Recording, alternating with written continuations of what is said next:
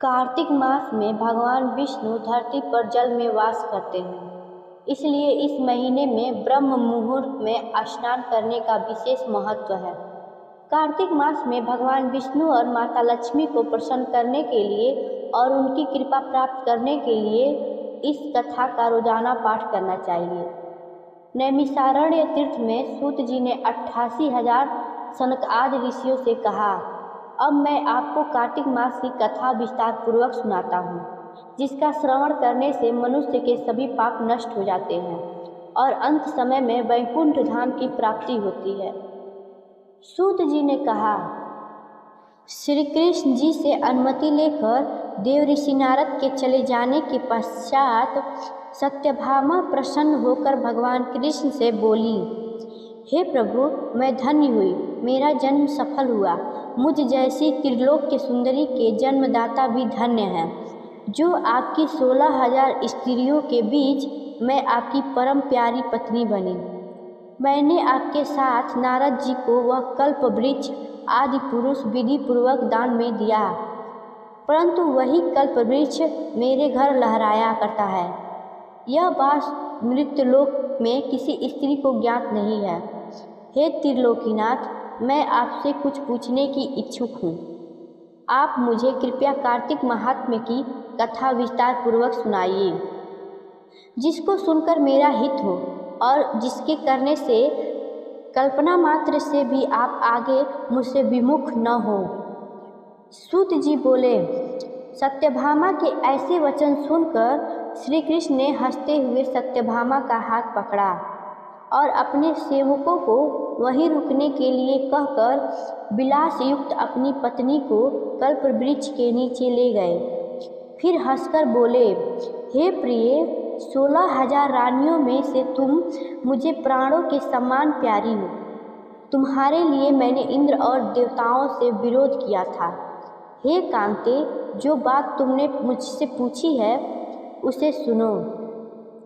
एक दिन मैंने तुम्हारी इच्छा पूर्ति के लिए गरुड़ पर सवार होकर इंद्रलोक जाकर कल्प वृक्ष मांगा। इंद्र द्वारा मना किए जाने पर इंद्र और गरुड़ में घोर युद्ध हुआ और गौलोक में भी गरुड़ जी गौओं से युद्ध किया। गरुड़ की चोंच की चोट से उनके कान एवं पूंछ कटकर गिरने लगे, जिससे 3 वस्तुएं उत्पन्न हुई। कान से तंबाकू, पूंछ से गोभी और रक्त से मेहंदी बनी। इन तीनों का प्रयोग करने वाले को मोक्ष नहीं मिलता। तब गौओं ने भी क्रोधित होकर गरुड़ पर वार किया, जिससे उनके 3 पंख टूटकर गिर गए। इनके पहले पंख से नीलकंठ, दूसरे से मोर और तीसरे से चकवा चकवी उत्पन्न हुए। हे प्रिय, इन तीनों का दर्शन करने मात्र से ही शुभ फल प्राप्त हो जाता है। यह सुनकर सत्यभामा ने कहा, हे प्रभु, कृपया मुझे मेरे पूर्व जन्म के विषय में बताइए कि मैंने पूर्व जन्म में कौन कौन से दान, व्रत व जप किया। मेरा स्वभाव कैसा था, मेरे जन्मदाता कौन थे और मुझे मृत्युलोक में जन्म क्यों लेना पड़ा।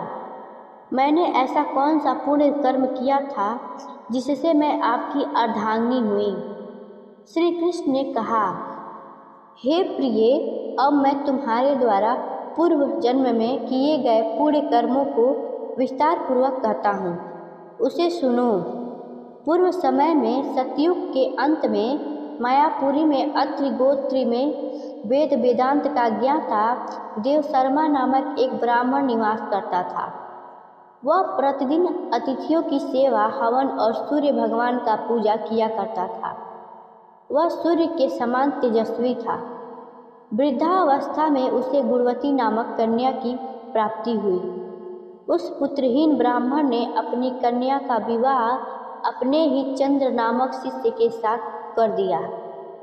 वह चंद्र को अपने पुत्र के समान मानता था और चंद्र भी उसे अपने पिता की भांति सम्मान देता था। एक दिन वे दोनों कुश व समाधि लेने के लिए जंगल में गए। जब वे हिमालय में भ्रमण कर रहे थे, तब उन्हें एक राक्षस आता हुआ दिखाई दिया। उस राक्षस को देखकर भय के कारण उनके अंग स्थिर हो गए। और वे वहाँ से भागने में भी असमर्थ हो गए। तब उस काल के समान राक्षस ने उन दोनों को मार डाला। चूँकि वे धर्मात्मा थे, इसलिए मेरे पार्षद उन्हें मेरे वैकुंठ धाम में मेरे पास ले आए। उन दोनों द्वारा आजीवन सूर्य भगवान की पूजा किए जाने के कारण मैं दोनों पर अति प्रसन्न हुआ।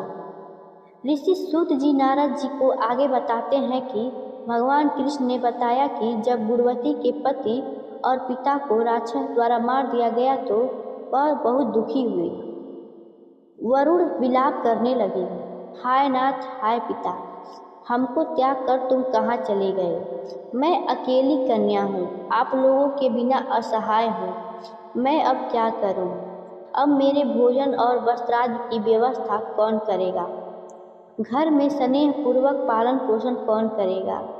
मैं कुछ भी नहीं कर सकती। मुझ विधवा की रक्षा कौन करेगा? मैं मूर्ख कहाँ जाऊँ? कौन मेरे दुख को हरेगा? कहाँ रहूँ, क्या करूँ? हाय देव, मुझ पर ऐसा कोप हुआ, अब मैं कैसे जीऊँ? मैं बड़ी ही पापी हूँ। श्री कृष्ण चंद्र जी ने कहा कि इस तरह रोती हुई वह मृगी की तरह व्याकुल होकर अपने को भाग्यहीन, असुखी, आशाहीन, जीवनहीन कहती हुई बोली कि अब मैं किसकी शरण में जाऊं? मेरे दुख को कौन हरे? मूर्छित होकर वह पृथ्वी पर गिर पड़ी। अधिक देर बाद होश में आई, फिर भी अत्यंत करुण विलाप कर बहुत विकल होकर शोक सागर में डूब गई। अपने घर की सारी वस्तुएं बेचकर सावधानी के साथ उसने अपने पिता और पति की यथाशक्ति श्राद्ध किया। उसके पश्चात उसी नगर में निवास करती हुई वह विष्णु भगवान की भक्ति में तत्पर होकर शुद्ध तथा शांत स्वभाव से अपनी इंद्रियों को अपने वश में करके वहीं रहने लगी।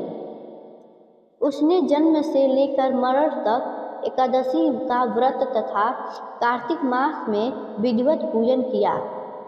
हे प्रिय, ये दोनों एकादशी और कार्तिक व्रत हमें बड़े ही प्रिय हैं। भुक्ति, मुक्ति, पुत्र तथा संपत्ति को देने वाले परम पवित्र हैं। जो मनुष्य कार्तिक मास में प्रातः काल में स्नान करते हैं, वे चाहे पापी हो तो भी वे पापों से मुक्त हो जाते हैं। जो मनुष्य कार्तिक स्नान, जागरण, दीपदान तथा तुलसी के वृक्ष की रक्षा करते हैं, वे साक्षात विष्णु भगवान के तुल्य हैं। इस प्रकार जो जन कार्तिक मास में 3 दिन तक श्री विष्णु के मंदिर की स्वच्छता अथवा उनकी पूजा करते हैं, देवतागण भी उनकी वंदना करते हैं। जिन्होंने जन्म भर इस नियम का पालन किया है, उनका तो कहना ही क्या है। इसी प्रकार वह गुणवती विधवा प्रतिवर्ष कार्तिक का व्रत और विष्णु भगवान की पूजा भक्तिपूर्वक करती रही। हे प्रिय, एक बार वह रोग के कारण दुबली हो गई थी तथा ज्वर से पीड़ित होने पर धीरे धीरे किसी प्रकार गंगा स्नान करने को गई। वह जल में स्नान करने के लिए उतरी और जाड़े से कांपने लगी और विकल हो गई। तब उसने आकाश से अपनी ओर आते हुए एक विमान को देखा। उस विमान पर गरुड़ की ध्वजा अंकित थी। तब मेरे गण उस गुणवती को विमान पर चढ़ाकर उस पर चंवर डुलाते हुए उसे वैकुंठ लोक में ले आए। वह गुणवती उस विमान में बैठी हुई एकमात्र कार्तिक व्रत के प्रभाव से मेरे समीप आई। हे सत्यभामा, ये देव शर्मा नामक व्यक्ति जो पूर्व जन्म में तुम्हारा पिता था, वही इस जन्म में सत्राजित होकर यहाँ है। जो पूर्व जन्म में तुम्हारा पति चंद्र शर्मा था, वही अक्रूर हुए। और हे सत्यभामा, तू ही वह गुणवती है। कार्तिक मास के पूरे से ही तू मुझे अति प्यारी है। हे शुभे, पूर्व जन्म में मेरे मंदिर के द्वार पर तुमने तुलसी का बगीचा लगाया था। उसी पुण्य के प्रभाव से तुम्हारे घर में यह कल्प वृक्ष सुशोभित हो रहा है। पूर्व जन्म में जो तुमने कार्तिक मास में दीपदान किया था। इसी कारण तुम्हारे शरीर में शोभा और तुम्हारे घर में साक्षात अचल लक्ष्मी निवास करती हैं। उस जन्म में तुमने जो व्रत आदि भगवान के लिए अर्पण किया था, उसी के फल से तुम इस जन्म में मेरी प्रिय भार्या हुई। पूर्व जन्म में आजीवन तुमने नियम सहित कार्तिक मास का व्रत किया था। उसी से कभी भी हमारा और तुम्हारा वियोग नहीं हो सका। इसी प्रकार जो प्राणी कार्तिक का व्रत करेंगे वे सब भी मेरे ही समीप रहेंगे और तुम्हारे ही समान प्रिय होंगे। यज्ञ, दान, व्रत तथा तपस्या करने वाले मनुष्यों को जो फल प्राप्त होता है वह कार्तिक व्रत के पूरे फल का 16वां भाग भी नहीं है। श्री सूत जी बोले, इस प्रकार सत्यभामा श्री कृष्ण भगवान से अपने पूर्व जन्म संबंधित पुण्य के प्रभाव का वृत्तांत सुनकर प्रसन्न हुई। धन्यवाद। Like and subscribe my channel.